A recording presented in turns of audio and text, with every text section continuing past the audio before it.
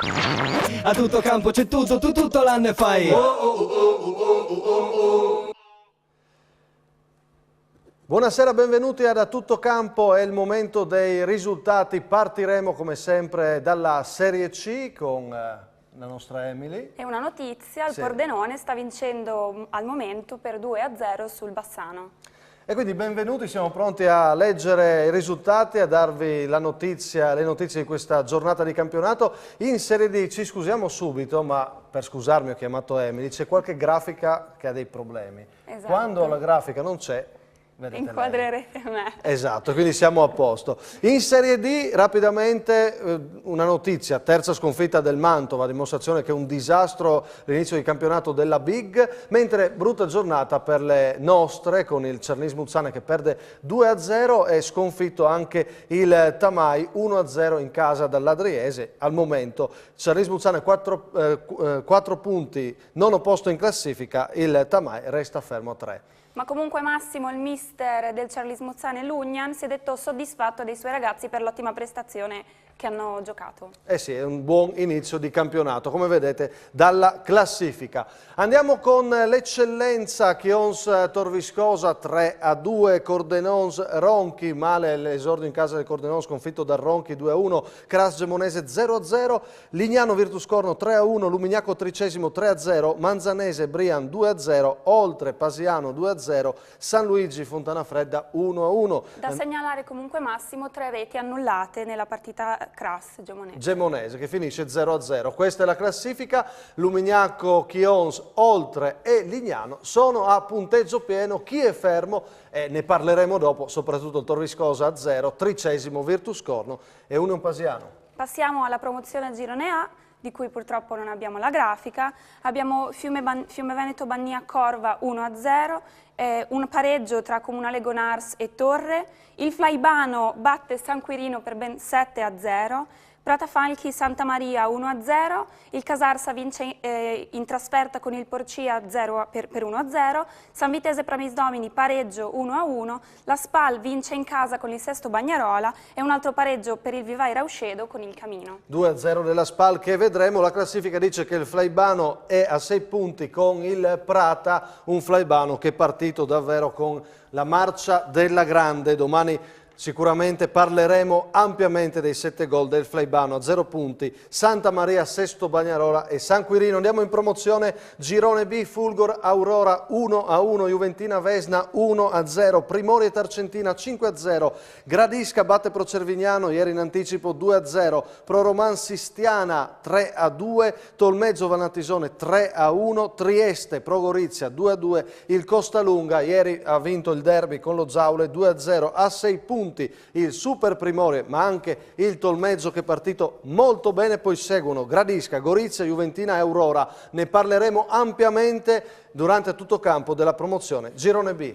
Per quanto riguarda la prima categoria Girone A, abbiamo un pareggio fra Barbeano e Diana, una vittoria quasi schiacciante dell'Unione SMT in casa del Ceolini per 5-1, credo un rinvio. Fagagna e San Daniele stanno giocando, poi c'è un altro 7-0 dei Ragoni a Telaventina. Esatto, un altro pareggio fra Rive d'Arcano e Union Rorai, vince l'Union Martignacco in casa contro il Calcio Bannia, 3-0, un 6-1 del Vaillant sul tagliamento e infine Vallenoncello Maliago Libero 2-2. Tutti i pareggi di cui hai parlato si sono concluse con il 2-2 a 4 punti. Ragonia, Maniago Libero, Diana e Union Rorai ferme a 0, Telaventina e Ceolini. Vado rapidamente io con la prima categoria Girone B, il Rivolto batte 6-0 il Teor, Colloredo Buiese il derby lo vedremo 1-0, Codroipo Rivignano 1-0, Risanese batte Forium Miuli 3-0, Riviera Palazzolo 2-0, Sevegliano Faulgis, Lavarian Mortean 5-1, Torreanese Azzurra 3-2, i grigioneri battono Venzone in trasferta 4-1, punteggio pieno ci sono Sevegliano Faulgis, Risanese, Colloredo e Torreanese. Emily. Prima categoria girone C vede un pareggio fra Aquila e Mladost, il 1-1. Chiarbola per 1-1, mi dimentico i risultati. È importante. Il Chiarbola vince 3-2 sullo Zaria, un pareggio per 0-0 tra il Turiaco e la Serenissima, il Domio vince in casa dell'Isontina per 1-0, l'Isonzo invece vince in casa propria contro il Villesse per 2-1, un'altra vittoria piuttosto schiacciante del Ruda in casa del Mariano per 5-1, Sant'Andrea Gradese 4-2, pareggio 0-0 fra San Giovanni, Trieste e Primorecce. Hai detto bene, Ruda schiacciante, partito alla grande in questo campionato, intanto è a 6 punti con il Domio, ferme a 0 Isontina e Zaria. Passiamo quindi alla seconda categoria, dove abbiamo anche il supporto della grafica, Brugnera Spilimbergo 2-0, Aviano San Leonardo 3-2, Gravis Virtus Roveredo 3-2, Riventina Valvasone 1-0, Sarone Caneva Polcenigo 2-2, la Sacilese batte il Tiezzo 3-2, Valeriano Azzanese 2-0, Villanova Tresse Cordenons 3-2. La classifica dopo 2 giornate di campionato nel girone A di seconda categoria vede Aviano, Brugnera, Valeriano e Riventina a 6 punti, poi un gruppo ancora fermo a 0, una classifica tutta naturalmente da formare. Andiamo con il girone B. Il girone B vede l'Ancona battere il Centro Atletico Ricreativo per 3-0, Caporiacco batte Moruzzo 3-2, una vittoria, un'altra schiacciante del DC 3 Stelle in casa della Maianese per 8-1, un pareggio fra il Pagnacco e la Blessanese per 1-1, vincono i Rangers in casa della Reanese per 2-1, vince il Cassacco in casa del Sedegliano per 1-0, il Trepogrande batte Atletico Grifone 3-2 e l'Udine United batte la Pasianese per 1-0. È un altro risultato incredibile, quegli 8 gol che abbiamo visto, giornata ricca di reti, 3 Stelle Cassacco e Udine United a 6 punti guidano quindi questa classifica naturalmente provvisoria. In seconda categoria girone C andiamo con la grafica per vedere tutti i risultati. Bertiolo 1-91, 2-2, Buttrio Flambro 0-0, Strassoldo batte Lestizza 1-0, Pertegara batte Flumignano 4-1, Morsano Centrosedia 1-1, Torre Porpetto 3-2, la Maranese vince a Trevignano, uno scontro importante 2-0, vittoria anche da San Giorgina con lo Zompicchia per 2-1, la classifica in seconda categoria girone C è questa, vediamo quali squadre guidano provvisoriamente la classifica, San Giorgina e Maranese 6 punti, viene da dire ce l'aspettavamo, sono 2 grandi favorite. Chiudiamo con il girone di Emily. La seconda categoria in questa seconda giornata ha visto le partite alla Barda Calcio Audax, vinta dalla Labarda per 3-2, la Cormonese batte l'Opicina per 5-2, il Fiumicello in casa della Fortezza vince per 2-0, Muglia Staranzano 1-1, Roianese Campanelle 1-1, l'UFM l'avete visto nella precedente trasmissione, esatto, con Magrini vince per 1-0 sulla Romana, il San Canzian vince per 2-0 sul Montebello e il Breg in casa del Sovornie vince per 1-0. Classifica e poi collegamento per il calcio 5 che è partito con Massimiliano Pali, vede UFM e Fiumincello a 6 punti, rincorrono Cormonese, Terenziana Staranzano, Brega 4, ferme a 0 la Fortezza di Gradisca neopromossa e il Sovodnie. Calcio 5 con Massimiliano Pali, ciao Pali. Sì, ciao anche a te, una buona serata a tutti i telespettatori. È partita ufficialmente anche la stagione del calcio a 5 regionale con la prima giornata di Coppa Italia. Memorial Stelio Martini, 10 le formazioni al via, suddivise in 2 gironi, non partecipano solamente le nuove iscritte, il Porto Terza Armata e la Libertas Martignacco. Nel gruppo A, da segnalare la vittoria dell'Udine City che si aggiudica il derby cittadino superando per 3-2 la Fusca Ludinese, decisiva la doppietta di Nils Turolo, oltre all'acuto di Michele Collevà. Soffre un tempo invece il Pordenone che però esce alla distanza, la squadra di Asquini piega 6-3 il Tergeseo di Grado, riposava il Maniago. Nel girone B un gruppo davvero di ferro, si inizia con un pareggio combattutissimo 4-4 tra il Calcetto Lignano e la Clark Udine, la squadra di Pirindelli si salva proprio all'ultimo istante con una rete di Mittia Pintar, autore di una tripletta. L'unica vittoria esterna della giornata è quella del Manzano che va ad espugnare Gradisca di Sonso per 6-4, partono male i seggiolai, subito sotto per 2-0, poi la stella slovena alias Fusterle guida la rimonta della squadra di Gerna che si impone alla fine per 6-4. In questo girone riposava il Futsal Palmanova di mister Beppe Crispuolo. Con questo è tutto, ci sentiamo domenica prossima per i risultati della seconda giornata di Coppa Italia. Grazie a Massimiliano Pali, vedi, sei tu inquadrata, non mettono neanche Pali, no? Perché Esatto. ci sei tu, Però Massimo ti direi... devo togliere. No, No, perché devo richiamare l'attenzione. No? Direi grande bottino di reti anche nel calcio a 5. Eh sì, è vero. Bei risultati, ce li ha detti tutti Massimiliano. Con un po' di musica in sottofondo e le immagini in anteprima, di cosa parliamo stasera? Sentiamo e vediamo il Chions, grande protagonista oggi, scontro al vertice col Tor Viscosa insieme al Lumignacco. Parleremo di derby, siamo stati a Cordovado con speciale sul finale della puntata dedicato proprio alla SPAL e al paese Cordovado. Vince la SPAL il derby, grande spazio al girone B, bene l'ISM, benissimo la Juventina, super il Primorie, vedremo dopo le immagini di tutte queste squadre. Parleremo anche di Aurora Fulgor con un ospite dell'Aurora, parleremo di prima categoria con Fabiano Cudin che arriva da una brutta sconfitta con il suo Teor, potrà dirci anche cosa pensa del girone, col Colloredo che vince il derby, e poi torna Godeas a Monfalcone, torna un bomber e vince il derby 1-0 con la Romana. A fra poco con A Tutto Campo, restate lì.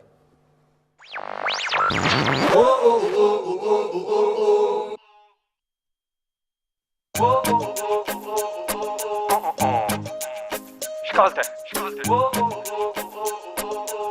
A tutto campo non stare, calmo tutto grida. Il pubblico in silenzio, la palla li ferma al centro. Poesia in movimento coi piedi come strumento. Qui si gioca a tutto campo, il Friuli ci fa da sfondo e ogni traguardo in fondo lo tagli solo correndo.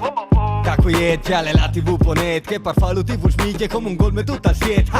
Se c'è Massimo in diretta non un test, solo il best of, facce che chi si in dissestio. Col collega me in diretta al tuo paese che par fa lo basta poco, un po' dice cassi dish. Su tele Friuli fra di tegni ludi voli, fategli gli applausi se è il caso, perfino i cori fate. Tutto campo non sta mai calmo, tutt'altro grida. A tutto campo c'è tutto l'anno e fai. Tutto campo non sta mai calmo, tutt'altro grida. A tutto campo c'è tutto l'anno e fai.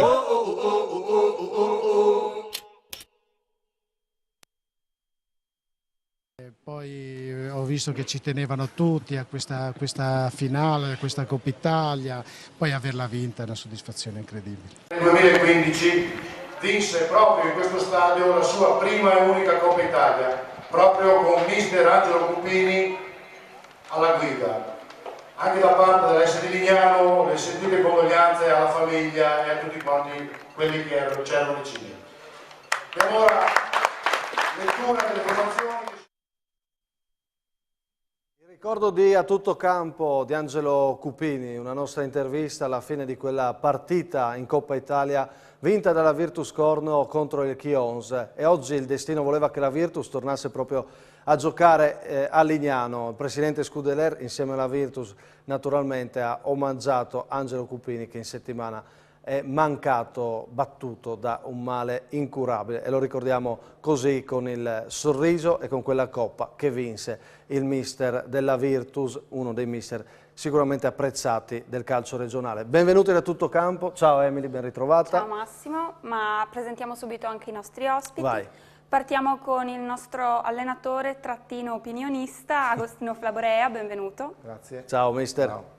Poi abbiamo Leonardo Visentini, difensore dell'Aurora. Buonasera a tutti. E infine Fabiano Cudin, l'allenatore del Teor, reduce da un'amara sconfitta. Buonasera a tutti. Non già subito vai a mettere il dito nella piaga, come si dice. Parleremo di prima categoria, di promozione, di eccellenza, naturalmente quest'anno da Tutto Campo spazio il più possibile ad ogni categoria con i nostri ospiti, ma naturalmente sempre con le immagini. Ecco, mister Flaborea, partiamo dall'eccellenza, ci dice questa seconda giornata qualcosa, il Tor Viscosa è già in crisi? Ma io penso di no, oggi aveva assenza importante, mancava De Blasi, mancava Godes, ha giocato in 10 per mezz'ora, è stato espulso Lestani, è una squadra che ha un organico importante, in panchina gente come Cocci, Verillo, Lestani stesso, perciò... Però brutti segnali, Lestani che si fa espellere appena arrivato, non certo un inizio che fa ben sperare per il Tor Viscosa, che ha perso con Lumignacco e Chions. A proposito, mister, Qui abbiamo le immagini di un Chions che va sul 2-0, poi 2-1, poi con perfetto fa il 3-1. No? Ecco, che squadra è in questo momento il Chions? Già consapevole della sua forza? Ma diciamo che ha dei giocatori importanti, la coppia centrale Visentin-Battiston dà garanzie. Ho visto un buon Baruzzini che l'anno scorso giocava a Cordenons e Dima davanti che fa la differenza, perché Dima sul piano dell'esperienza non ha più magari la vivacità di quando io l'ho visto giocare alla Virtus Vercom un po' di anni fa, però ha una grande personalità e è un giocatore importante. Ha meritato la vittoria al Chions oggi contro Torviscosa? Diciamo, ha fatto 3 gol, ha meritato anche perché soprattutto ha avuto nelle ripartenze delle occasioni importanti che ha gestito male, potevano chiudere il risultato prima, però non dimentichiamoci che il Torviscosa ha giocato per mezz'ora in 10, è riuscito a fare 2 gol e se l'è giocata fino in fondo, perciò io penso che il Torviscosa sarà ancora protagonista fino alla fine. Lo chiedo anche a voi, protagonisti del calcio dilettanti, quanto può far male però in un campionato dove parti da favorita o da aspirante favorita come il Torviscosa, che ha un organico sicuramente costruito per fare bene, e perdi già con Lumignacco e Chions che sono potenzialmente le tue rivali? Quanto è preoccupante? Visentini. Siamo a inizio stagione, non ci darei troppo peso, No. perché magari ti sistemi. Questo è vero, però il morale penso che adesso non sia dei migliori, insomma. No, sicuramente, magari si possono creare alcune tensioni, ma niente di preoccupante. Fabiano Cudin, che conosce l'ambiente di Torviscosa, no? Ci hai anche giocato. Sì, conosco molto bene anche Daniele Zamaro, che è l'allenatore.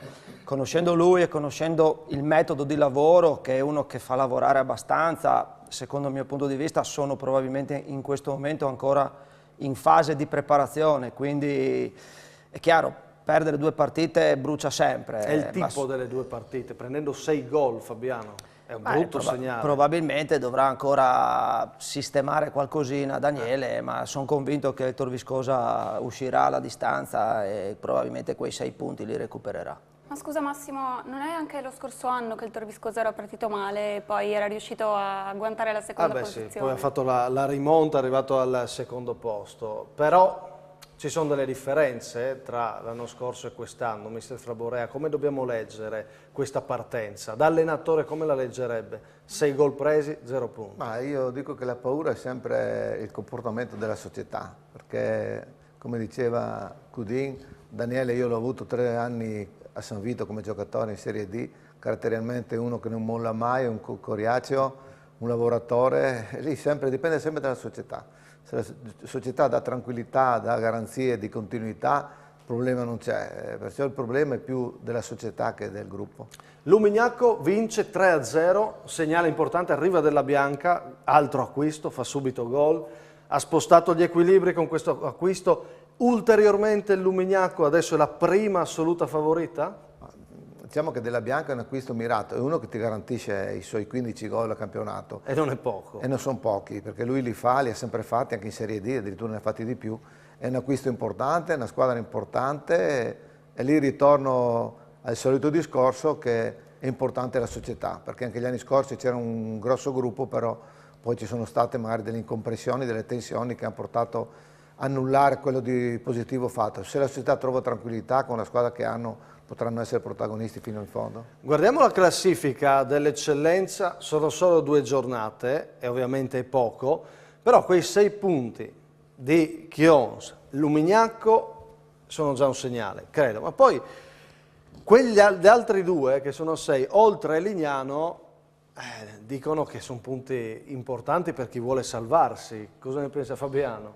Sicuramente, devo dire la verità, sappiamo tutte le vicissitudini del Lignano che ha cambiato allenatore la scelta coraggiosa la settimana prima di cominciare un campionato, non è mai facile, probabilmente il nuovo mister ha trovato quella quadratura subito che gli ha dato la possibilità di portare a casa 2 vittorie importantissime, perché per un campionato di eccellenza credo che sia molto livellato e dà sicuramente molto morale a tutta la truppa del Lignano. Questo è Chiaruttini, oggi grande protagonista, tripletta, domani vedremo il servizio completo, ma quello che si può vedere da queste immagini che arrivano da Lignano è la gioia di una squadra che sta bene, che è partita alla grande. E infatti Martinello da Lignano non perde tempo per fare una battuta e dice: dopo il nubipraggio il Lignano vede Chiarutini. Dopo il nubipraggio purtroppo, che a Lignano è stato particolarmente intenso e ha portato più di qualche problema. Torna il sole a Lignano, metaforicamente nel calcio è una grande partenza stagionale, mister Flaborea. 2 parole sulla sua ex squadra, su Chiaruttini, 3 gol. Diciamo che adesso non è per prendermi i meriti, l'ho fatto giocare con continuità io quando sono andato là, perché ho visto che aveva delle qualità, ha una grossa velocità, nell'uno contro uno è molto rapido e bravo, sa mettere palle in mezzo anche se tatticamente deve crescere, perché magari certe volte fa un po' di confusione, però è un ragazzo del posto, generoso, è uno che puoi contare. E arriva con questa tripletta, sicuramente è un bel segnale per il suo campionato e per quello della squadra di Franco Martin, che è il nuovo allenatore, che dimostra anche lui di essere uno che i punti che li sa fare, e non è un caso che Franco Martin faccia sempre bene, credo. C'è qualche messaggio prima di lanciare un altro argomento? Sì. Mister Pittirino si è detto stranito delle 3 reti annullate alla Gemonese, un nostro ascoltatore dice addirittura scandaloso. Non possiamo sbilanciarci, mister, perché non abbiamo le immagini e senza immagini non possiamo parlare, possiamo solo affidarci a quello che sono le vostre dichiarazioni. Se lo dice il mister, sicuramente è una dichiarazione che dobbiamo tener conto. 3 gol annullati. Ci scrive anche Enzo da Carlino per la Serie D, il Cerlis Muzzane, e dice: i calci da fermo condannano il Cerlis Muzzane alla prima sconfitta, se è un'esperienza per la prossima partita. Oggi ha perso col Campodarse col Cerlins, Flaborea, diciamo questa è una sconfitta che devi mettere in preventivo, più brutta quella del Tamai che perde in casa 1-0 con l'Adriese. Certamente il Campodarsio è nato da Fonti, un allenatore che ha sempre fatto bene, è una squadra che ha ambizioni, perché è una squadra che ha grosse ambizioni. Ha preso Pietri Biasi dal Pordenone, quindi dall'ex Pordenone. Certamente ci può stare la sconfitta, però è sempre chiaro che la Serie D è un campionato difficilissimo dove non ti devi mai adagiare, anche se hai un po' di punti. Abbiamo esperienze varie, visto il Pordenone l'anno scorso, che il girone di andata era tra i primi posti, perciò umiltà, lavoro e saper prendere anche le cose negative e trasformarle in cose positive. Daniela da Rivignano ci chiede una curiosità, se sappiamo dirle fino a che categoria si possono fare 5 cambi a partita. È aperta a tutti i dilettanti. Anche in Lega Pro, se non mi sbaglio. Probabilmente, no, forse in Lega Pro Solo no. D, fino alla D. Fino alla D, è una regola per i dilettanti. Assolutamente, che tra l'altro ho visto che è già molto usata, mister, l'applicate tanto da subito, no? Diciamo che è un aiuto per chi ha una rosa ampia e ha la possibilità di poter variare anche l'impostazione della squadra nel secondo tempo. Se hai una rosa molto ristretta ovviamente è difficile, però diciamo è utile, diciamo, ti cementa un po' il gruppo e ti dà la possibilità di dare la possibilità a tutti di poter avere le chance. Ultima battuta sull'eccellenza, poi parleremo molto di promozione e promozione B in particolare che interessa a Visentini dell'Aurora. Vi chiedo a tutti e tre, guardando i risultati, guardando quello che è successo oggi in eccellenza, qual è il risultato di giornata? Io dico il Ronchi che va a vincere a Cordenons, anche tu sono volevi dire. Assolutamente il Ronchi che va a vincere a d'accordo. Cordenons. Cordenons che è retrocessa, che parte con un solo punto in 2 partite, il Ronchi neopromosso ne va a fare 3 lì, è tanto bene per il Ronchi, però male per il Cordenons. Mister? Sì, anche perché diciamo, il Ronchi veniva da una sconfitta interna, perciò moralmente magari c'era un contraccolpo, invece è andato a vincere su un campo difficilissimo. Adesso il Cordenons ha fatto rientrare in patria, diciamo, Shan di nuovo. Ma non basta, anche oggi non basta, perciò diciamo sì, un risultato veramente, diciamo, quello forse più eclatante della giornata. Ditemi anche voi se avete un'idea sul risultato più eclatante. Non ne ho idea, però sono contento per l'Oltre che comunque 6 punti in 2 partite. Sì. Poi con Tricesimo e Pasiano, credo concorrenti quasi dirette, perché anche il Tricesimo penso Visentini sia una delle squadre che bisogna capire come riparte dal dopo Bortolussi. Sì, esatto, una ci sta, bisogna vedere. Fabiano? Io dico Lignano perché sono contentissimo per Lignano, per il presidentissimo Marino Scudellere, quindi questi 6 punti per il Lignano sono importanti. E a proposito del Ronchi, il mister si è detto soddisfatto del primo tempo dei propri ragazzi, un po' dispiaciuto per l'espulsione all'inizio del secondo tempo che avrebbe potuto determinare la partita. E intanto doppietta di Gabrieli. Cambiamo argomento, andiamo in promozione. Piccola parentesi sul girone A. La Spal batte 2-0 il Sesto, torna a vincere il derby, fra poco lo vediamo, queste sono le immagini che mostrano il gol del vantaggio, ma adesso sentiamo l'analisi di mister Paisan della Spal. A fine trasmissione c'è proprio l'ultima parte completamente dedicata alla partita della giornata Spal Sesto. Piccola pillola del mister e poi pubblicità e rientro. Parliamo di promozione girone B. La Spal vince 2-0 il derby, torna a vincere un derby, mister, questo era importante, ma soprattutto era importante perché arrivano i primi 3 punti in campionato, contava cominciare a vincere? Certo, ci serviva una rampa di lancio e oggi l'abbiamo avuta, diciamo anche siamo stati abbastanza fortunati nella prima mezz'ora perché loro hanno giocato molto bene, hanno creato un paio di occasioni molto pericolose e noi non c'eravamo per i primi 20-25 minuti. Poi un po' alla volta, per fortuna, quel gol così, quell'autogol ci ha sbloccati. Diciamo che il cambio che ho fatto dei 2 esterni bassi mettendo Petras dall'altra parte ha dato i suoi frutti perché da lì sono nate tutte e 2 le occasioni da gol. E quindi questa per noi è una rampa di lancio per i primi 3 punti.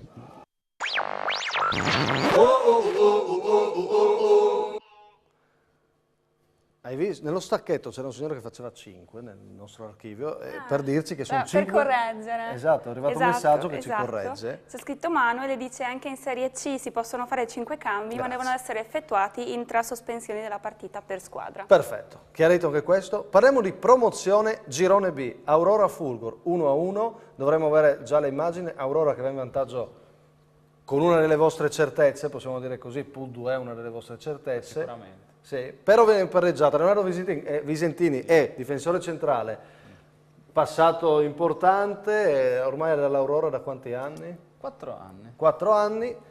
Che Aurora abbiamo quest'anno? Che è bene in classifica, tra l'altro. Siamo all'inizio. Sì. Comunque un'Aurora che si è consolidata sulle basi dell'anno scorso. Abbiamo comunque inserito qualche giocatore nuovo che si è subito trovato a suo agio sia col sistema di gioco che con i compagni. Ovviamente puntiamo a fare qualcosa di più. Il campionato è bello tosto. È difficile questo, infatti dopo parliamo di questo campionato. Intanto restando alla partita, avete subito, dopo il bellissimo gol di Puddu, avete subito questo calcio di rigore, evitabile. Sì, non ho neanche visto benissimo l'azione perché l'uomo mi ha tagliato alle spalle, è andato contro Banello, però potevamo fare un po' di più, sinceramente abbiamo concesso un po' troppo campo al secondo tempo, abbiamo perso un po' il pallino del gioco e questo ci ha messo un po' in difficoltà. Come hai visto la Fulgor? Ne ho promossa? Sì, hanno fatto la loro partita, è stato un derby comunque strano, molto tranquillo, poco agonismo. Partita molto tranquilla. Giusto il pareggio? Sì, ovviamente c'è un po' di rammarico, ma giusto così. Guardando il gol di Puddu, Flabor è riuscito a scorgerlo dai nostri monitor, questo tiro a giro che adesso lo rivediamo, un replay di assoluta qualità come lui, rivediamo questa giocata perché merita di essere segnalata. Mister, come lo commenta? Un gol alla Chiesa, diciamo, visto ieri, su per giù.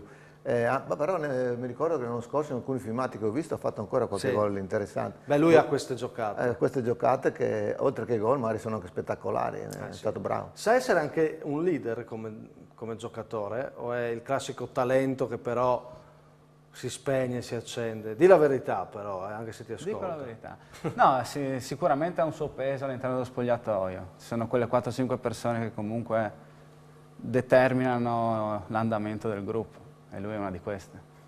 Oltre all'Odolo a cui poi attribuiamo rigori sbagliati agli altri, no? L'altra settimana mi ha detto... Ho sentito. Banello invece era lui. No, però insomma questi sono, insieme a te, penso, le persone che guidano questa Aurora. Quindi l'obiettivo qual è?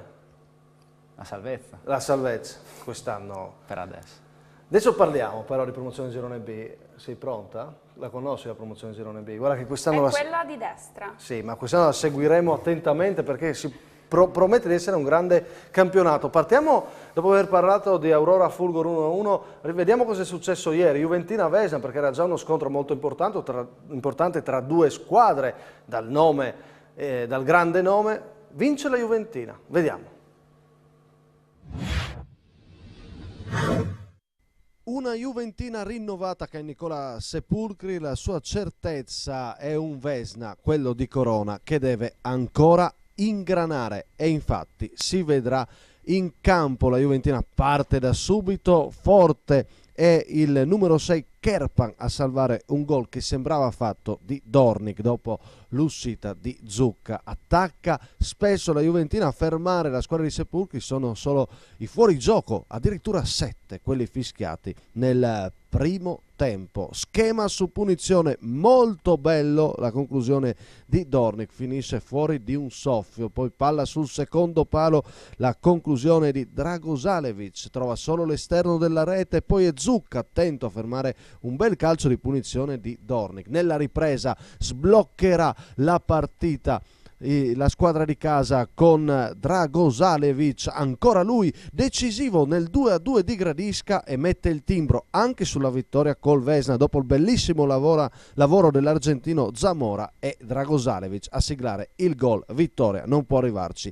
Zucca. La reazione del Vesna è tutta qua, Stergulz para distendendosi in maniera molto agile a terra, mentre dall'altra parte ci prova anche il numero 16 Madonna. Il volto positivo del Vesna è il classe 2000 Vasquez, il volto negativo diciamo Rodic e la truppa slovena che non ha ancora dato il ritmo giusto al Vesna, mentre potrebbe andare sul 2-0 con Madonna la Juventina, ma alla squadra di Sepulcri può bastare così, vince 1-0 e così da eterna favorita nell'anno in cui parte forse più a fari spenti la squadra del direttore sportivo Sandro Sarcina può diventare davvero protagonista. A differenza degli altri anni forse sia l'ISM che il Vesna sono più favoriti di noi forse, ecco.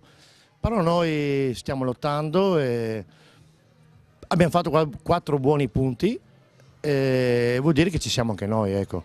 Sicuramente dietro a altre realtà come può essere anche l'ISM, vista domenica, una gran squadra, il stesso Cervignano secondo me è una signora squadra, il Pirmori, insomma sarà un bel campionato sicuramente, secondo me sarà diverso dagli altri anni, sarà molto più equilibrato con 7-8 squadre che se la giocheranno fino alla fine tutti quanti.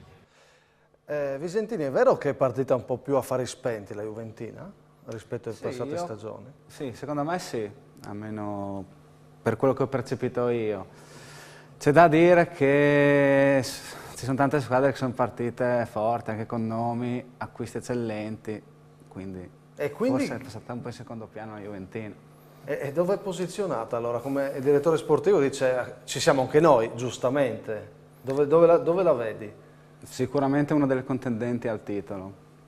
Ci provano da diversi anni, sono sempre lì e non possiamo negarlo. Segno di maturità, vincere 1-0 col Vesna, mister Flaborea, un Vesna che però, lo ha detto anche Corona, non ha ancora ingranato, ha detto, ne parleremo anche domani, poi approfondiremo questa partita, certi giocatori devono ancora capire in che campionato sono. Cosa significa fare un'affermazione del genere? Io vorrei tornare indietro un attimo sulla Juventina, perché sì, del mio amico Sepulcri. C'è da fare un plauso alla società perché l'anno scorso ha avuto diciamo, dei problemi, non aveva raggiunto gli obiettivi della società, però la società gli ha dato fiducia, ha apprezzato il lavoro che ha fatto, ha cambiato l'organico di 13 giocatori. È vero. Perciò lì un plauso alla società veramente che ha apprezzato il lavoro fatto da Sepulcri. Sì. Io sono convinto che con questa fiducia data quest'anno possa essere, tocchiamo ferro, l'anno buono. Infatti ho detto proprio al direttore sportivo Sarcina, a questo punto il vostro uomo su cui avete puntato è il mister e lui ha confermato perché è un segnale evidente. È un segnale importante. Il Vesna probabilmente è ancora con la testa a 2 anni fa, alle finali di Coppa Italia, all'andazzo triestino dico io, invece deve darsi una svegliata che veramente sarebbe un peccato che una società che in 2 anni aveva fatto vedere un calcio bellissimo, ha girato l'Italia per la Coppa Italia, si trova a combattere per non retrocedere, diciamo che è limitativo, io lì sarebbe di dare una svegliatina ai giocatori. Sì, perché le qualità ci sono e come. A proposito, devo far vedere un'immagine col presidente della Juventina, perché gliel'ho promesso, perché purtroppo Emily è andata male, no? La preparazione a Gonars, abbiamo visto, non ho corso, e quando vado sui campi mi fa mangiare.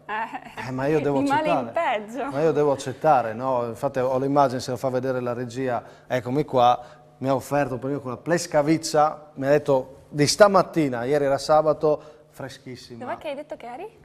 Alla Juventina, col presidente Ma Kerr. Massimo, vengo anch'io così ti tengo d'occhio. E così mangi metà panino. No. Parliamo di un'altra squadra che fa paura. Possiamo dire che fa paura il Primorje, Visentini in promozione Girone B. Anche qua abbiamo delle immagini che ci arrivano puntuali. Danieli, 150 presenze, 50° gol così con il Primorje. Oggi 5-0 la Tarcentina. Beh, biglietto da visita, niente male per festeggiare questi 2 traguardi, numeri tondi. Poi vincerà 5-0, domani il servizio completo, ma questi numeri fanno paura. 6 gol al Sistiana, 5 alla Tarcentina. Da giocatore che fa parte di questo girone, cosa pensa? Penso che sarà durissima incontrarli, sono veramente una squadra ben attrezzata, hanno nomi, qualità, sarà una bella sfida. E già Fabiano Culin, secondo te è una squadra favorita, una che parte così, o bisogna aspettare ancora? Oddio, partendo così sicuramente è tra le favorite, poi i nomi anche che hanno acquistato nel mercato estivo portano a farla una delle favorite, quindi secondo me facendo 11 gol in 2 partite sicuramente. Ecco, Tarcentina preoccupante. Mister Fraborea. Sì, è un allenatore di esperienza come Lizzi, c'è il mio amico giocatore Verona, che penso che sia ancora là. Sì. È partita bene l'anno scorso, quest'anno qualche problemino. Sembra una discesa, però che penso sembra, che ci mancherebbe. comunque penso che sia la forza anche del Primorje, perché 11 gol in 2 partite non si fanno per caso, se non è grande forza. Ma io sono convinto che l'esperienza di Zorati si farà sentire e sono convinto che l'Itala sarà anche lei una delle pretendenti. Parliamo anche dell'Itala, salto un po' su un'altra partita che dopo in scaletta abbiamo i 2 gol che decidono ISM e Cervignano. Ecco, ne stiamo dicendo tante, stiamo dicendo l'ISM che vince 2-0 contro il Cervignano di Tortolo. Ce ne sono tantissime, mister, dalla sua esperienza. Che campionato dobbiamo aspettarci? Davvero possono esserci 8 squadre che se la giocheranno o è un numero troppo esagerato? Diciamo che la mia esperienza è sempre stata fatta nel girone A e si diceva sempre che il girone A era qualcosina in più di quello B, invece quest'anno per conto mio ha delle squadre veramente forti, sarà un campionato bellissimo e anche di grande qualità tecnica. Ci scrive Marino Olivo da Villa Vicentina, che ieri ha assistito proprio a Pro Cervignano ISM, e dice: partita con lanci lunghi ed un'infinità di passaggi sbagliati, basta con questi strani moduli di gioco, si torni alle origini con il 4-3-3. E ci scrive... Non so perché alle origini, però il 4-3-3. Alle origini dei moduli c'è il 4-3-3. All'origine c'era il libero. C'era il libero. Diciamo così, un commento...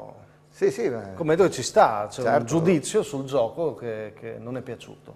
Ci scrivono poi a proposito di Sepulcri dicendo: è un buon tecnico ma ha avuto fin troppa fiducia, visto che negli anni scorsi ha perso diverse occasioni di vincere i campionati. Altra opinione, ognuno è libero di esprimere però le occasioni erano un anno a Liventina e 3 anni a Frumignano, non penso che Frumignano puntasse a vincere il campionato. No, penso si riferisse agli ultimi anni, gli ultimi 3 anni alla Juventina. No? Quelli della Juventina, perché prima veniva Frumignano. Secondo me, io gliel'ho sempre detto Nicola, quella dell'anno scorso, la stagione che forse... Sì, quella però, sì. Lui l'ha spiegato 1000 volte, sono state varie problematiche e infatti lo dimostra che la Juventina ha cambiato delle cose e ha ricostruito una squadra. Ma se gli hanno dato fiducia, per conto mio la merita, sennò la società non l'avrebbe data. Sicuramente, probabilmente come allenatore è un valido allenatore, probabilmente fa gruppo, la società è contenta. I giocatori anche quest'anno sono giocatori buoni. Sì, però ricordiamoci sempre che non è che acquistando 10 giocatori buoni si è sicuri di vincere il campionato, ci sono tantissimi fattori che... Infatti quest'anno ci sono tante squadre che stiamo nominando. Quella che sbaglierà di meno è quella che avrà più fortuna, molto probabilmente. Anche probabilmente chi riuscirà ad avere il gruppo giusto, senza problemi. Ecco, questo Nicola può diventare, oltre alle capacità tattiche e tecniche, un valore aggiunto. Beh, sicuramente. Quella continuità, quella serenità che magari negli anni si è creata. Ma quindi qual è la favorita, Visentini? Possiamo fare 4 nomi che è indifferente. Cioè è tutto uguale, secondo te? Dobbiamo aspettare. Sì. Ultima cosa sulla promozione Girone B. Per la salvezza, però tu dici, il tuo obiettivo è la salvezza. Quali sono le squadre attrezzate? L'hai detto ieri. C'è ad esempio Costalunga che ha battuto nel suo campo in prestito, quello dello Zaule, 2-0 lo Zaule. Le immagini le ringraziamo, perdonateci per qualche tremolio, ma intanto arrivano e ringrazio il presidente Branco che ci ha fatto arrivare i 2 gol, sempre, mi fa sempre piacere quando c'è questo tipo di collaborazione. 2-0, anche Costalunga è una squadra con cui dovrete vedervela probabilmente, se parliamo di salvezza, Visentini. Sì, esatto. Ieri non mi aspettavo questo risultato, sinceramente. Pensavo... È un risultato importante, no? Sì. Mi aspettavo che lo Zaule venisse fuori. Le squadre in cui dobbiamo giocarcela sono queste. Zaule, Costalunga, Fulgor. Quindi oggi sono 2 punti persi? Sì. Oggi sono 2 punti persi. Busato cosa dice? Non ha parlato. Non ha parlato, è andato via subito, manda te a parlare. Ci fermiamo un attimo, abbiamo parlato tanto di promozione in Girone B, continuiamo dopo la pubblicità, dobbiamo parlare di derby, di prima categoria, leggere i vostri messaggi, quindi restate con noi.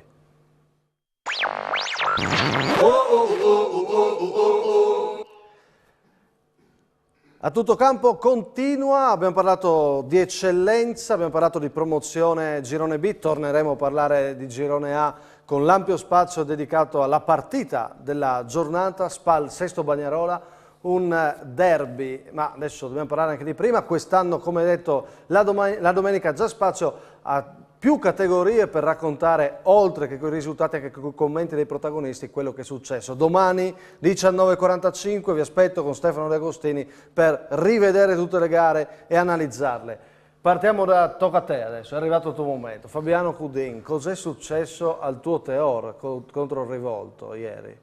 È successo che in questo momento siamo ancora un cantiere aperto e quindi abbiamo alti e bassi.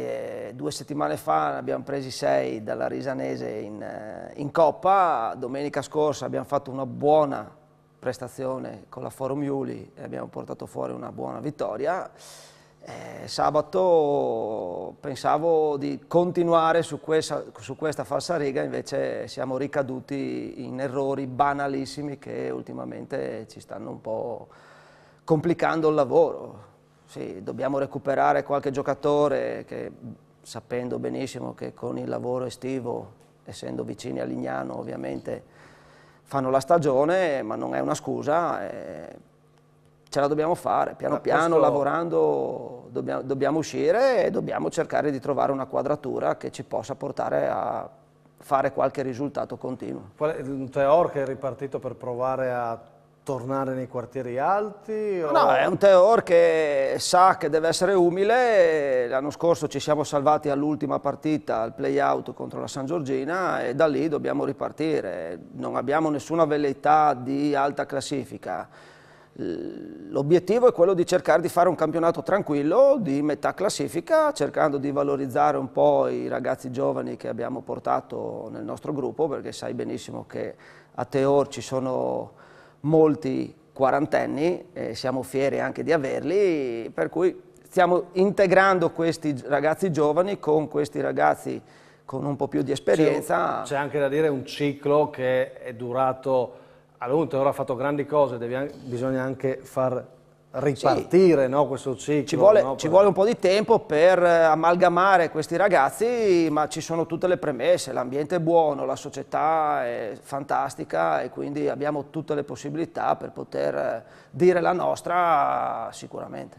E Rivolto a questo punto, come l'hai visto con Zampieri allenatore che è partito così bene, perché ha vinto la prima gara? No, la prima aveva persa. Convenzione, scusa. La prima aveva persa e Zampieri è un amico, veramente un caro amico, li ho visti bene, però parlando anche con lui mi ha detto domenica scorsa avevano fatto male, sì. Questa l'hanno fatta bene, penso che anche loro sia probabilmente anche lui, conoscendolo, il modo, il metodo di lavorare, ci vorrà un paio di partite per trovare un po' la quadratura sia a noi che a loro.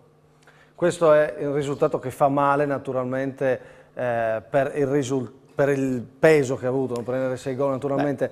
Adesso può esserci un controcolpo, hai paura di un contraccolpo? Ma no, questo sicuramente penso di no, anche perché ho dei ragazzi intelligenti che sicuramente lavoreranno in questa settimana per cercare di rimediare al passo falso di domenica. Non bene che venga questa partita di mercoledì in Coppa, perché mercoledì giochiamo in Coppa, quindi subito ritorniamo in campo e subito voglio avere sicuramente un approccio diverso e sicuramente un risultato diverso. Adesso restiamo nel tuo girone di prima categoria. Ieri abbiamo seguito il derby Colloredo-Buiese con Gabriele Magrini. Vediamo il servizio. Colloredo e Buiese si riaffrontano nel derby dell'Alto Collinare 2 anni dopo e lo fanno in prima categoria, quindi andiamo subito a seguire le emozioni del match. Al primo minuto, subito pericolosi gli ospiti. Biancotto scalda i guantoni di Biasinuto dal limite, che respinge prontamente. Al quinto risponde il Colloredo, lancio dalle retrovie ad imbeccare Nicoloso, che entra in area e calcia. Gentilini fa buona guardia e sventa la minaccia. Intuizione geniale di Stornelli, che serve Vidoni, solo a tu per tu con il portiere ospite. Gentilini si supera e nega il gol ai locali. Pignata ci prova a giro dal limite. Biasinuto salva in angolo. Primo tempo che si conclude a reti inviolate. Pareggio sostanzialmente giusto, anche se il Colloredo si è reso più pericoloso. All'inizio della ripresa, subito in avanti i padroni di casa. Il neo entrato Meli non riesce a superare Gentilini, che ancora una volta è super. Il gol è però nell'area e al quinto Canola dalla sinistra confeziona un assist al bacio per Vidoni, che deve solo appoggiare la palla in rete. 1-0 meritato per il Colloredo, che sicuramente ha fatto qualcosa in più della Buiese. 4 minuti più tardi, Meli supera in area Baldassi, che lo stende. È rigore per il direttore di gara. Vidoni va per la doppietta, ma il portierone ospite lo ipnotizza e si resta fermi sull'1-0. Al 31esimo si rivede finalmente la Buiese. Forte calcia dal limite, ma Biasinuto è pronto e alza in angolo. Al 43esimo Buia vicino al pareggio. Biasinuto esce bene su Biancotto, ma Mussinano calcia da dentro l'area, palla incredibilmente a lato. In pieno recupero, il numero 9 ospite svetta sul cross di Molinaro, sfera sul fondo.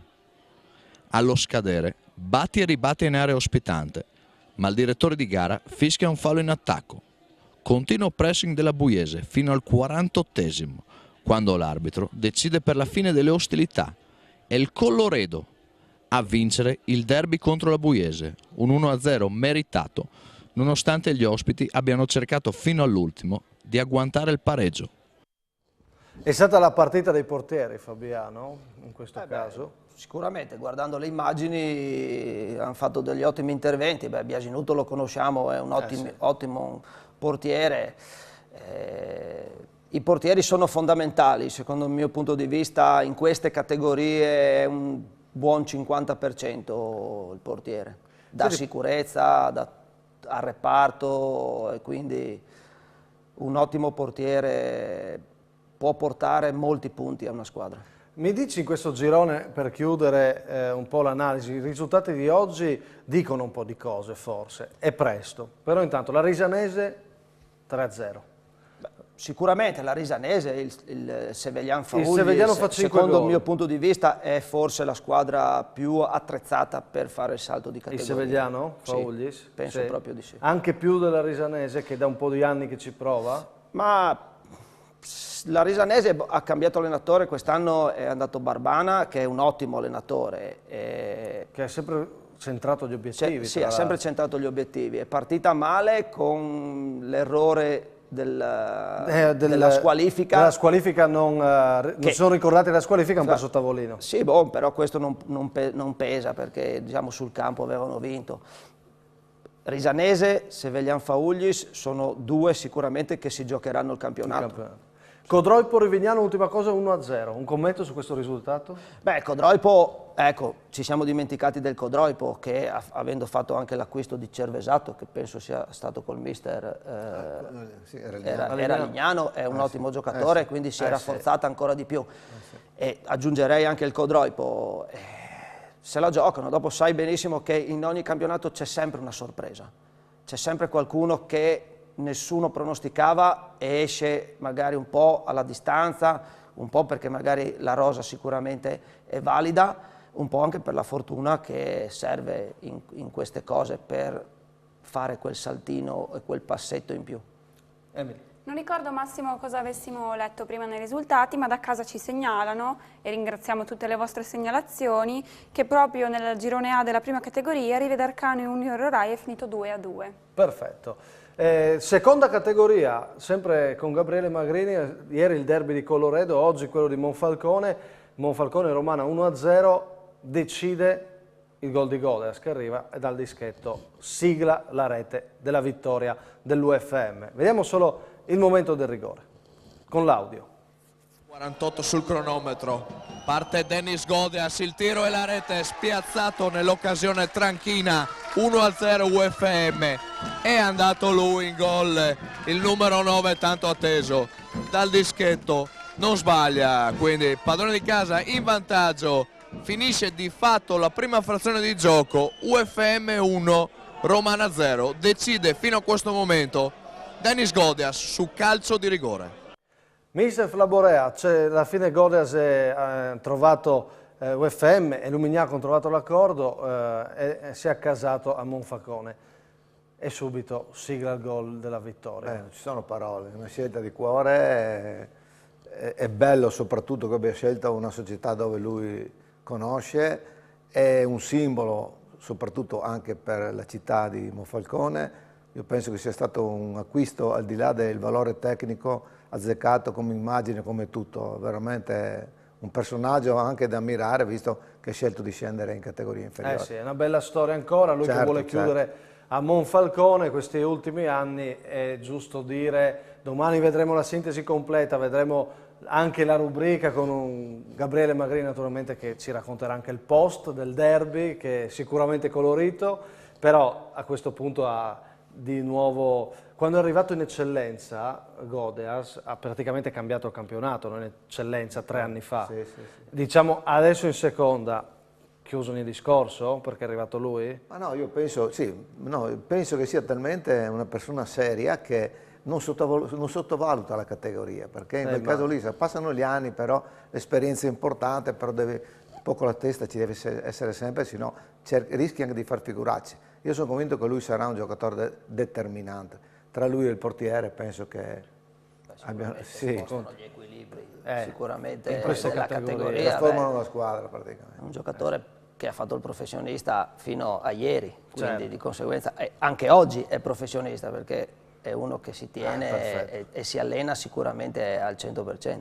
Poi è bello comunque, ripeto, il concetto di una città che al di là della categoria vuoi chiudere lì, vuoi chiudere con un gruppo, con una città dove stai bene, insomma, poi Monfalcone, lo abbiamo sempre detto, è una bella realtà che sta pian piano ritornando, grande pausa, ultima pausa, poi andiamo a chiudere con le ultime domande.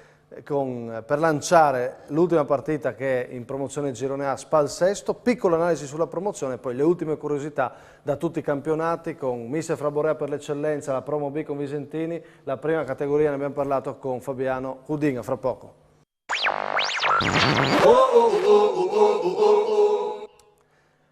E chiudiamo questa ultima parte della nostra trasmissione, abbiamo parlato di tante categorie e fra poco vedrete Spal Sesto Bagnarola, questa è la partita che abbiamo scelto, che era un derby, e vorrei chiudere proprio prima di lanciarla anche parlando della promozione Girone A. Mister Flaborea, in attesa domani di analizzare tutto con le immagini, cominciamo a indicare un po' cosa è successo. Il Fleibano che fa 7 gol, il Torre che è ancora fermo e a un punto. Che significato ha? Il Torre ha perso un giocatore che l'anno scorso ha fatto molto bene, Gurgu, Non vorrei che sia la fine di un ciclo, questa è la paura. C'è quel rischio. Di vari Giordano, Mantellato e via dicendo. Magari che abbiano perso motivazione, che le qualità ci sono ancora, e lì dipende, l'allenatore mi sembra che sia sempre Giordano, e lì la paura è quella, perché qualità ci sono, adesso le motivazioni fanno la differenza. Io spero che trovino le motivazioni giuste perché la squadra è ancora valida. Ecco, nel girone B abbiamo detto ci sono 7-8 squadre, ci siamo sbilanciati in questo senso. Nel girone A, che quadro abbiamo? Visto la partenza del Fleibano, sicuramente è una delle candidate, però per me quest'anno sarà Pratafalchi e Casarsa. Per me Sì? Sì. Perché il Prata, qual è stato, cosa spinge a cambiare le prospettive di una società che ha fatto bene ma era rimasta un po' nell'ombra alla fine delle ultime stagioni? È riuscita, dopo aver fatto la fusione, ha avuto un momento di assestamento, perché prima c'era solo Prata, adesso si è programmata bene, è un allenatore valido e io sono convinto che sarà protagonista. Il Casarsa con l'acquisto di Zusso, è un portiere giovane bravo, i vari Dalcin, Aiola. È una squadra che sicuramente, per conto mio, quest'anno e Fantin deve essere l'annata del Casarsa. Casarsa che ha battuto il Porcia 1-0.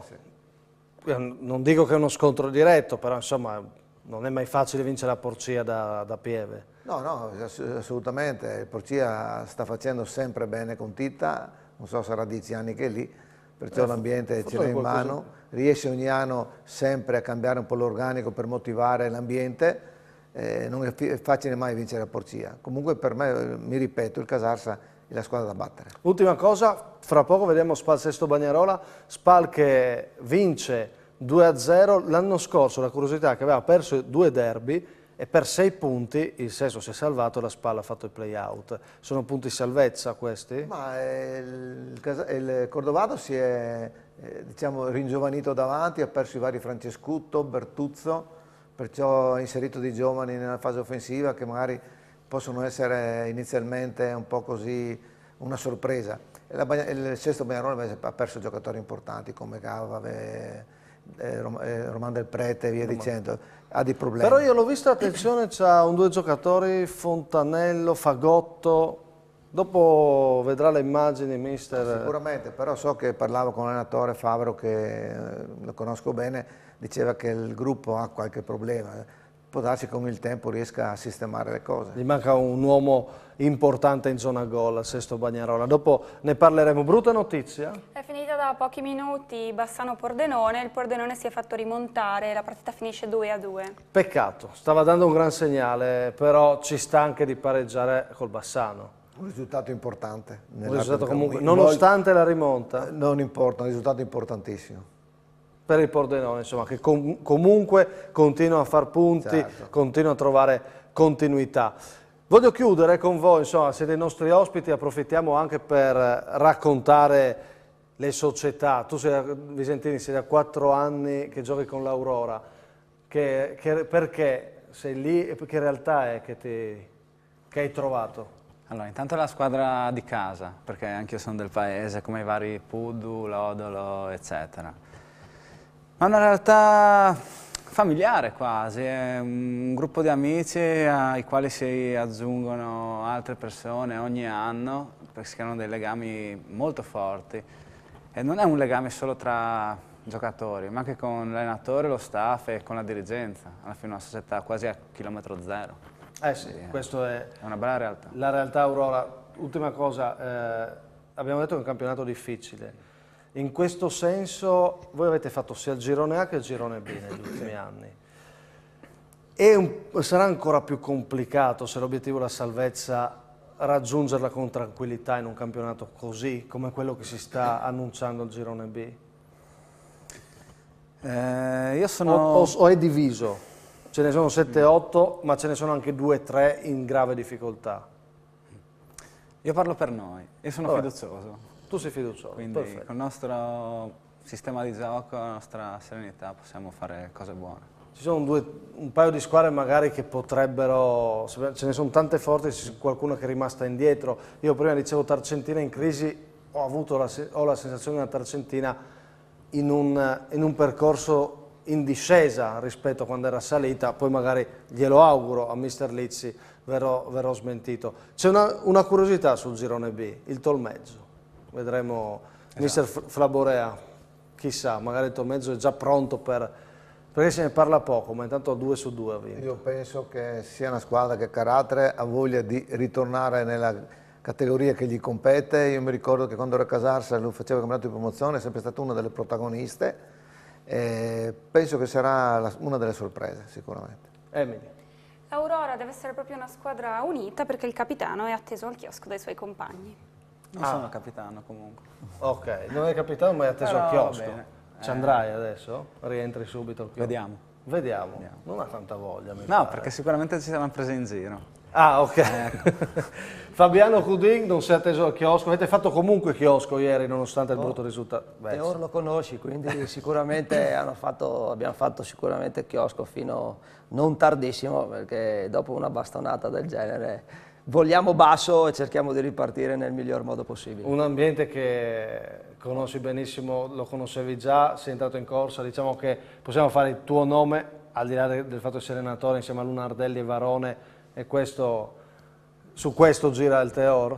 Su questi nomi? Gira più su Lunardelli e Varone, io ovviamente lo faccio da allenatore, ovviamente ci siamo messi insieme quest'estate per allestire una squadra, una rosa che potesse dire la sua anche nel campionato di prima. Devo farti una domanda, Dimmi.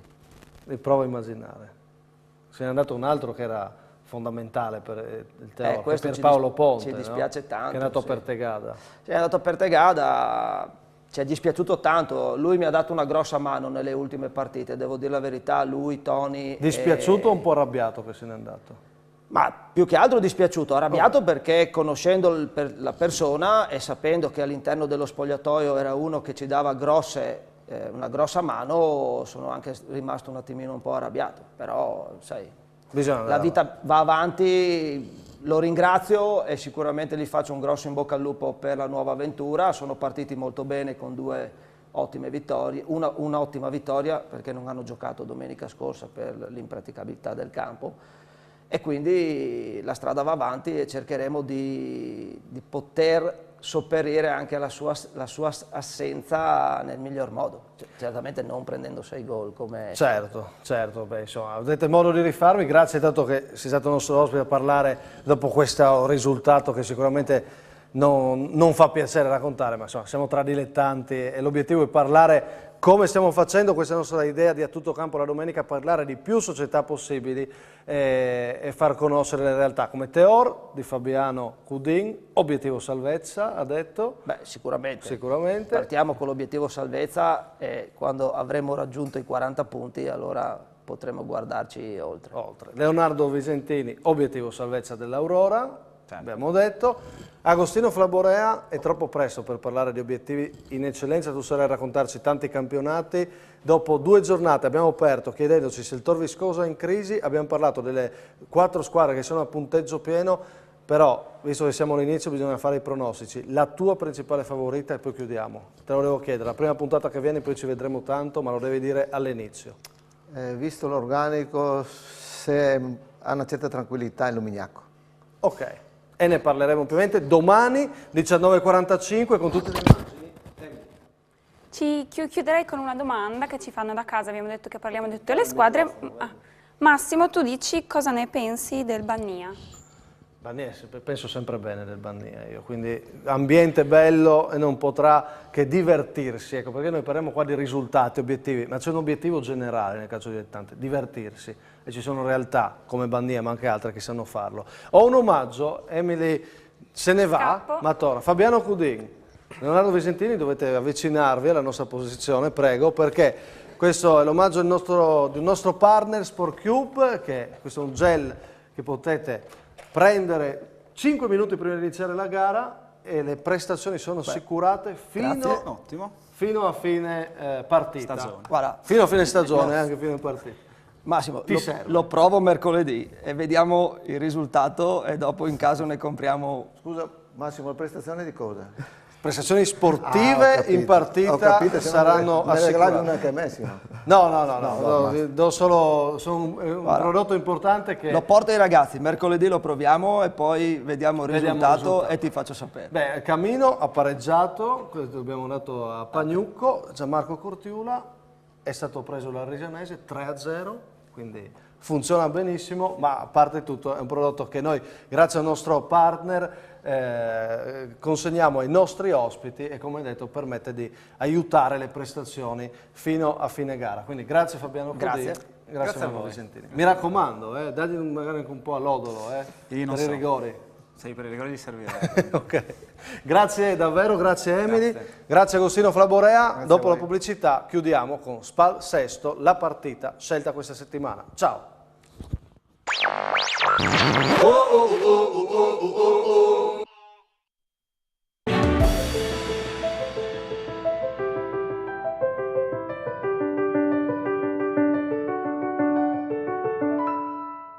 Credi Friuli, la banca che ha il Friuli dentro.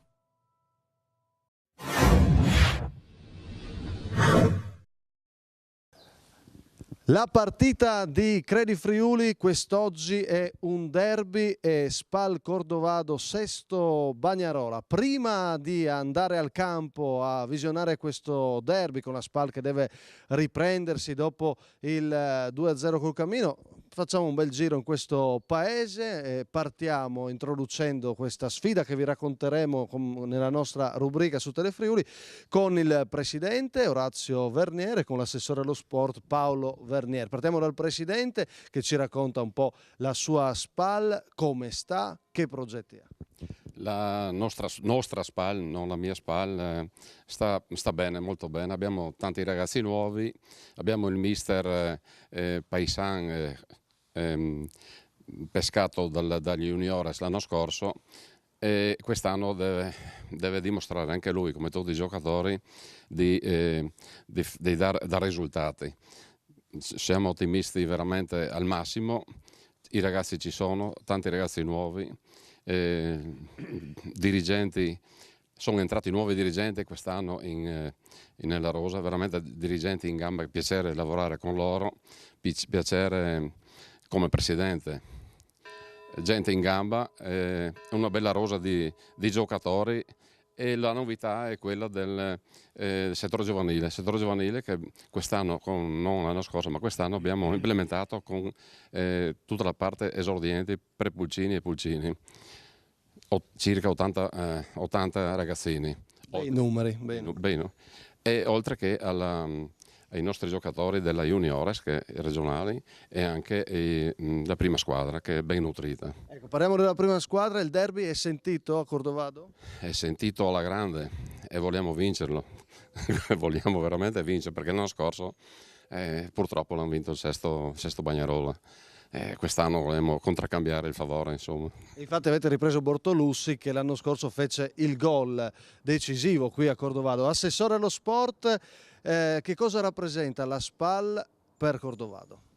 Ma la Spal è tutto per Cordovado, cioè, lo vediamo anche in campo, lo vediamo negli spalti. Ogni domenica abbiamo sempre il pubblico più numeroso sia in casa che in trasferta, per cui la Spal per Cordovado è tutto, insomma. Un'amministrazione che è molto vicina alla squadra? Sì, è molto vicina alla squadra, infatti noi come amministrazione abbiamo investito parecchio negli impianti sportivi, abbiamo costruito un campo di calcetto, abbiamo illuminato il campo da tennis, abbiamo fatto la tribuna nuova, abbiamo fatto una sala per poter fare le cene con la cucina, abbiamo appena finito l'illuminazione del campo principale, per cui abbiamo speso quasi 650.000 euro, penso che un'amministrazione per un paese di 2.200 abitanti ha già fatto molto. 15 anni è stato presidente Paolo Vernier, adesso è Orazio Vernier presidente, che obiettivo ha? Obiettivo di durare ancora un po' come presidente, ma con questi consiglieri ben gasati che ci sono l'avrò dura. Obiettivo stagionale? È arrivare entro i primi 5, il quinto, basta quinto. Basta quinto, ok, molto bene. Giro il pronostico finale e poi ci salutiamo. Io dico 2-0 per la Spal. Un derby è sempre difficile perché il derby sai com'è, no? Però io penso che vinca la Spal. Matteo Petraz, assessore alla cultura di Cordovado, e Lucia Brunettin, vice sindaco. Innanzitutto dove siamo? Perché noi prima di andare al campo abbiamo fatto un giro per questo bel paese. Dove siamo? Allora, benvenuti, siamo nel cuore di Cordovado. Cordovado, questo piccolo paese della pianura friulana, ed ora siamo proprio nel suo cuore pulsante, quindi il borgo medievale, l'antico castello. Qua ci troviamo sotto le mura del Palazzo Agricola, alla nostra sinistra abbiamo Palazzo Piccolomini, dietro di noi abbiamo un altro palazzo, il Palazzo del Capitano, il Palazzo Bozza Manrubini.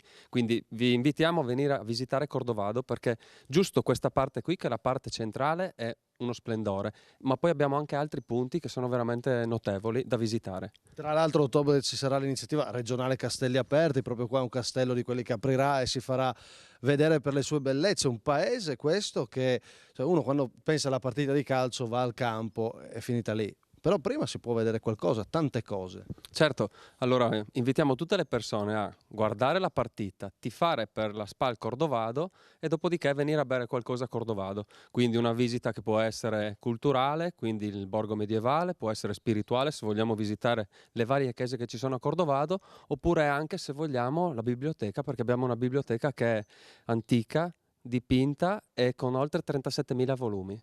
Quindi ce n'è per tutti i gusti. Vice Sindaco, quindi perché venire a Cordovado, oltre per la SPAL? Certo, perché Cordovado è una perla di storia, è una perla di cultura, e mi permetto di aggiungere che c'è una comunità, ci sono delle persone molto accoglienti che hanno saputo anche nei momenti di difficoltà e nei momenti più difficili essere vicini tra di loro, ma anche all'amministrazione, per cui un benvenuto a tutti. C'è un rintocco che ci dice che bisogna andare alla partita. Assolutamente, merita di essere vista, bisogna fare assolutamente il tifo per questi ragazzi che se lo meritano. Allora ci trasferiamo da questo bel castello al campo di Cordovado. Grazie. Castelli, 8 chiese, Cordovado è una bellezza e ha nel suo campo e nella sua squadra un punto di riferimento in comune con Sesto Arreghena, la fontana del Venchieredo sul confine tra i due comuni, dove vi scrisse Ippolito Nievo. E derby vero tra due vicini di casa, è una novità per mister Favro. Non è una novità per Paisan e soprattutto per Bortolussi, il giocatore che un anno fa vinceva 2 derby col Sesto e che è tornato in giallo-rosso proprio in versione amuleto. E infatti la SPAL Cordovado vince, parte Marchiori con un colpo di testa pericoloso.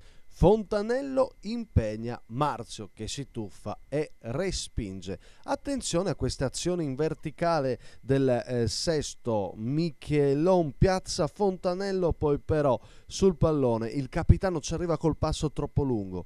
La sfera finisce alta sopra la traversa.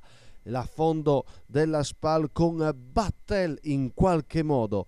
Cella si ritrova lì, il pallone, calcio d'angolo, tocca a Michelon ancora, rendersi pericoloso, sfiora il palo di testa, il capitano gioca meglio, il Sesto Bagnarola, il pallone giocato da Fagotto per Fontanello, uno spettacolo, la traversa, ferma la squadra di Favro che continua a giocare in verticale, uno schema che funziona, stavolta è Fontanello ad aprire per Fagotto, pallone fuori.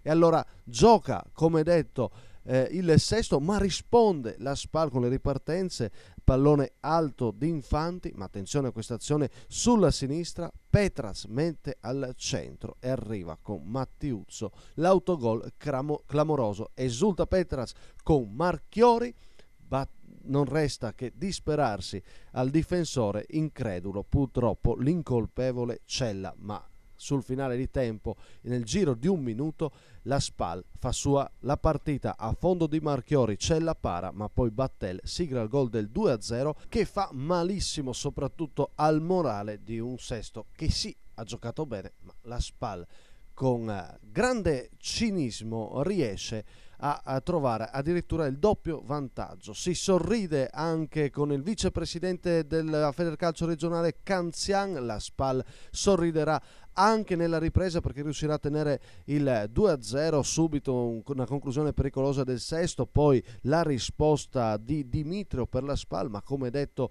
la squadra di Favro meriterebbe maggior fortuna, poi viene fermata ancora dalla traversa, la seconda della gara stavolta, colpita da Filoso. Potrebbe chiudere con un tris la squadra di casa, ma Biasinuto, che va via in ripartenza, sbaglia proprio sul più bello. Finisce 2-0 per i ragazzi di mister Loris Paisan. È brutto dire il Sesto gioca, la SPAL vince? Sì, non è tanto bello, però oggi va anche così. Oggi il Sesto ha giocato bene. Io temevo molto questa partita perché al di là delle sconfitte che ha avuto il Sesto domenica, noi avevamo gli stessi punti, 0 punti come loro, quindi temevo questa partita perché il derby è sempre un derby. E temevo moltissimo questa partita ed è stata diciamo vera partita, vero derby. Loro hanno giocato meglio nel primo tempo, poi i gol, diciamo che oggi abbiamo preso quei punti magari che domenica scorsa o sabato scorso col Camino eravamo stati un po' sfortunati, avevamo giocato un po' meglio, però abbiamo portato a casa 0 punti. E siamo con il capitano Petraz, il derby è vinto, finalmente. L'anno scorso purtroppo abbiamo perso entrambi i derby, quest'anno siamo ripartiti bene, siamo stati un po' fortunati il primo tempo, sicuramente, perché ci avevano un po' attaccato, sono stati più bravi, avevano un po' più voglia loro all'inizio. Siamo riusciti anche fortunatamente ad andare in vantaggio con un autogol e poi siamo stati bravi e fortunati a colpirli di nuovo nel giro di 5 minuti. Abbiamo chiuso il primo tempo 2-0, poi il secondo tempo sempre un po' soffrendo, però dai, è andata bene. E dopo Petraz, il capitano del Sesto Bagnarola, Michelon, il Sesto ha giocato bene, quindi questo è un dato positivo o diventa un dato allarmante? Diciamo che non sempre giocando bene si portano a casa i 3 punti. Oggi purtroppo è andata così e il risultato secondo me è un po' bugiardo perché li abbiamo messi lì, abbiamo creato, abbiamo concesso poco, poi sfortuna è la dura legge del calcio, un errore ti castiga. Secondo tempo abbiamo provato a riaprirla un po', creando lo stesso, mettendoli lì, però si vede che non era giornata e non voleva andare dentro. Manca un uomo di peso davanti? Ma secondo me sì, un giocatore con forza fisica che tenga su palla, faccia salire la squadra. Tante volte, ok, abbiamo cambiato 3/4 di rosa rispetto all'anno scorso, dobbiamo ancora innescare i nostri schemi. Magari col tempo i punti arriveranno, inizieremo a segnare e potremo portare a casa tante gioie. E allora si chiude questa giornata a Cordovado. Presidente, lei ha indovinato il pronostico, meglio di così? Questa volta sono stato un mago. L'anno scorso avevo la tranquillità che ci salvavamo e ho indovinato questa volta pure questa partita, speriamo. È stata dura, una partita abbastanza difficile, però non so, forse se abbiamo vinto meritatamente, ma ci servono i 3 punti. Immagino. Intanto ci sono i 3 punti, i primi 3 punti della SPAL. Noi abbiamo conosciuto un po' di più Cordovado, il suo paese, la sua squadra. Grazie Presidente, buon campionato. Grazie a voi.